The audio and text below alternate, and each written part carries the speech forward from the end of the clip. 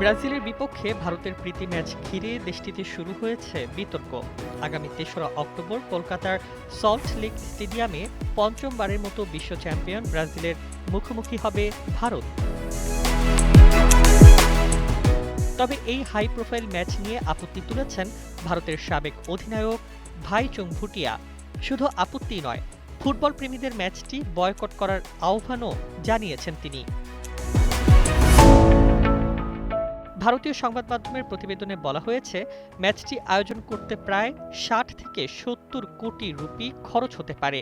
আর এই বিপুল অর্থ একটি ম্যাচে ব্যয় না করে দেশের ফুটবলের দীর্ঘমেয়াদী উন্নয়নে বিনিয়োগের পরামর্শ দিয়েছেন ভুটিয়া। তার মতে, এই অর্থ দিয়ে ফুটবলের অবকাঠামো উন্নয়ন, নতুন খেলোয়াড় তৈরি কিংবা বিভিন্ন এলাকায় ফুটসাল মাঠ নির্মাণ করা সম্ভব।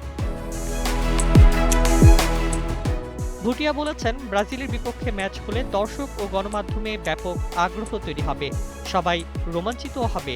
কিন্তু একটি ম্যাচ শেষ হওয়ার পর যদি এত বিপুল অর্থ শেষ হয়ে যায়, তাহলে দীর্ঘমেয়াদে ভারতীয় ফুটবল কতটা লাভবান হবে সেটি তার প্রশ্ন। তিনি আরও মনে করেন, এই অর্থ খেলাধুলার অন্যান্য ক্ষেত্রেও বিনিয়োগ করা গেলে আন্তর্জাতিক পর্যায়ে ভারতীয় ক্রীড়াবিদদের সাফল্যের সুযোগ বাড়বে।